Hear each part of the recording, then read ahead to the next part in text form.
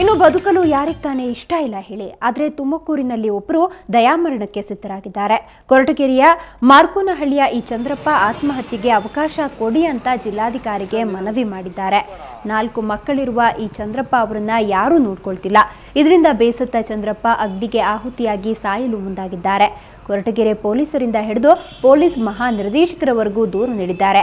2 ಬಾರಿ ವಿಷ ಸೇವಿಸಿ ಆತ್ಮಹತ್ಯೆಗೂ ಯತ್ನಿಸಿದ್ದಾರೆ. ಈಗ ಅನುಮತಿ ನೀಡದಿದ್ದಲ್ಲಿ ಜಿಲ್ಲಾಧಿಕಾರಿ ಕಚೇರಿ ಮುಂದೆಯೇ ಪ್ರಾಣ ಬಿಡುವುದಾಗಿ ಹೇಳಿದ್ದಾರೆ.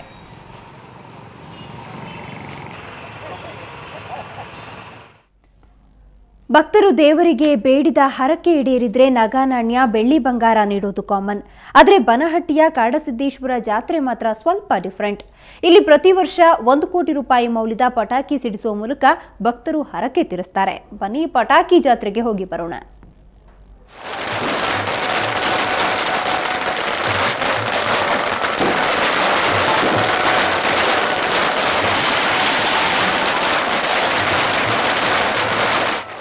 ಇದು ಬಾಗಲಕೋಟೆ ಜಿಲ್ಲೆ ಬನಹಟ್ಟಿಯ ಕಾಡಸಿದ್ದೇಶ್ವರ ಜಾತ್ರಾ ವೈಭವ.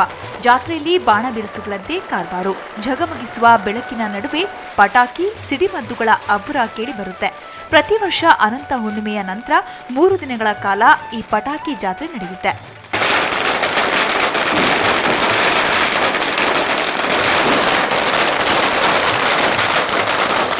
ಭಕ್ತರು ತಮ್ಮ ಬೇಡಿಕೆ ಈಡೇರಿದ್ರೆ ತಮ್ಮ ಶಕ್ತಿಗನುಗುಣವಾಗಿ ದೇವರಿಗೆ ಪಟಾಕಿ ನೀಡುತ್ತಾರೆ. ಪ್ರತಿ ವರ್ಷ ಇಲ್ಲಿ ಸುಮಾರು 1 ಕೋಟಿ ರೂಪಾಯಿ ಮೌಲ್ಯದ ಪಟಾಕಿ ಹಚ್ಚಿ ಭಕ್ತರು ಸಂಭ್ರಮಿಸುತ್ತಾರೆ. ಕಾಡಸಿದ್ದೇಶ್ವರ ಬೆಟ್ಟಿಗೆ ಹೋಗಬೇಕಾದ್ರೆ ಕಾಡು ಮೃಗಗಳಿರ್ತಿದ್ವು. ದಾರಿಯಲ್ಲಿ ಹಿಲಾಲಗಳನ್ನು ಹಚ್ಕೊಂಡು ಪಟಾಕಿಗಳನ್ನು ಹರಿಸ್ಕೊಂತ ಹೋಗ್ತಿದ್ರು.